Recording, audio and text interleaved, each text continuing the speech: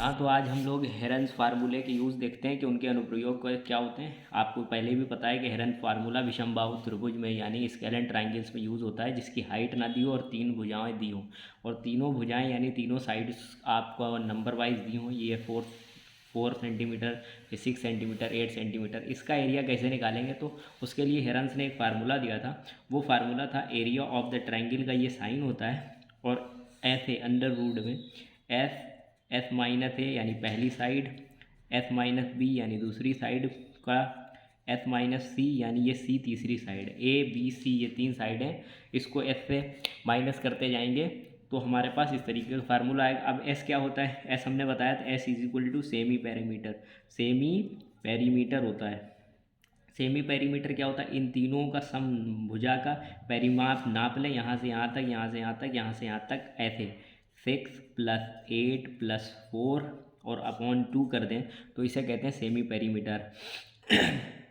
तो ये कितना होता है, ये होता है 18 सम आएगा, और अपॉन 2 से डिवाइड करवाएं तो ये 9 आ जाएगा। यानी सेमी पेरीमीटर की वैल्यू आपकी 9 आ गई। अब सेमी पेरीमीटर की वैल्यू 9 आ गई, इसी सेमी पेरीमीटर की वैल्यू को ट्राइंगल के फार्मूले में आप पुट करते हैं। तो एरिया ऑफ द ट्राइंगल ऐसे साइन बनाएं और फिर अंडर रूट रखें। क्योंकि यहाँ एस है तो एस की वैल्यू 9 आई तो आप 9 रखें, फिर एस की जगह 9 रखें, माइनस ए की जगह पहली वाली भुजा को रखें 6, फिर एस की जगह 9 रखें और बी की जगह दूसरी वाली भुजा को रखें यानी 8, फिर एस की जगह 9 रखें और ये ब्रैकेट में रहेगा, और सी की जगह तीसरी वाली भुजा यानी 4 रखें। जैसे ही आप रख देंगे तो एरिया ऑफ द ट्राइंगल ये निकाल के आएगा ऐसे अंडर रूट, ये 9 आएगा, और यहाँ सारे आपस में मल्टीप्लाई होते हैं, कोई प्लस माइनस नहीं होता। तो 9 में से 6 जाते हैं तो 3 बचते हैं, और 9 में से 8 माइनस होता है तो 1 बचता है, और 9 में से 4 माइनस होता है तो 5 बचता है। इस तरीके से आप कर लें। फिर क्या है, फिर आपको पता है कि स्क्वायर रूट कैसे फाइंड होते हैं। स्क्वायर रूट फाइंड करने का आपको फार्मूला आना चाहिए। वो कैसे फाइंड होते हैं, इस तरीके से फाइंड करते हैं आप। 9 को आप तोड़ लें 3 × 3 में, और ये 3 तो है ही, 1 को 1 में, 5 टूटता नहीं क्योंकि 5 का कोई और टुकड़ा आप नहीं कर सकते। तो इस तरीके से हमें जब टुकड़े मिल गए तो हम क्या करेंगे, इन टुकड़ों से इनकी वैल्यू फाइंड करेंगे। जब 2 का पेयर बन गया तो वो एक बाहर आता है, स्क्वायर रूट यही होता है 2 का पेयर, और बाकी किसी का पेयर नहीं बन रहा है तो वो अंडर रूट में ही लिखा जाता है। तो ये आ गया इस त्रिभुज के क्षेत्रफल का फार्मूला।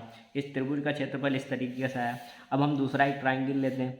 राइट एंगल ट्राइंगल पर भी आप इसका यूज़ कर सकते हैं। जैसे कि हमारे पास ये एक राइट एंगल ट्राइंगल है, इसकी ये वाली भुजा 5 है, ये वाली भुजा 4 है, और ये वाली नीचे वाली भुजा 3 है, और ये ABC एक राइट एंगल ट्राइंगल है।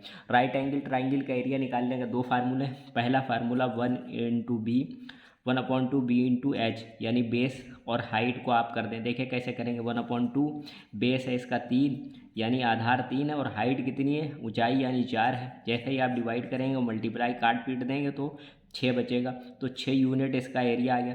इसी एरिया को हम हेरन्स फार्मूले के ज़रिए कैसे फाइंड करेंगे वो देखते हैं। आप एफ निकालें सेमी पैरामीटर। सेमी पैरामीटर का फार्मूला क्या होता है, सेमी पैरामीटर का सिंपल सा फार्मूला होता है a + b + c/2 यानी तीनों भुजाओं का सम कर दें। 5 + 4 + 3/2, 5 4 9 3 12/2 यानी आ गया 6। अब सिंपल सा एरिया का फार्मूला लगा दें, वो ये होता है एस माइनस ए पहली भुजा का, एस माइनस बी और एस माइनस सी। एस आपने यहाँ से निकाल लिया, और अब इस वैल्यू को इसमें पुट कर दें। एस की वैल्यू कितनी आई, एस की वैल्यू आई 6, तो 6 माइनस ए की वैल्यू है 3, फिर 6 एस की वैल्यू, और बी की वैल्यू है 4, फिर 6 और सी की वैल्यू है 5। तो इस तरीके से आपने पुट कर दिया, और जैसे ही पुट करा तो आप देखते हैं कि पुट करने के साथ ही आपको इस तरीके का 6 मिलेगा, और 6 में से 3 गया 3 मिलेगा, और 6 में से 4 गया कितना मिलेगा 2, और 6 में से 5 गया 1 मिलेगा।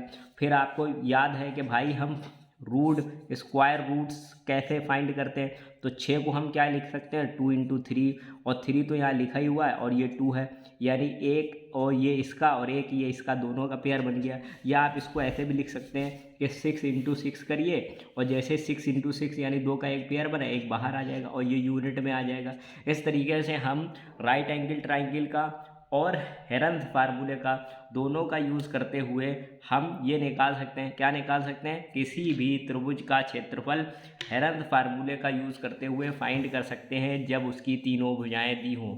तो आज हम हेरंस फार्मूले का यही अनुप्रयोग पढ़ेंगे और भी एग्जाम्पल लेते रहेंगे। अभी के लिए धन्यवाद।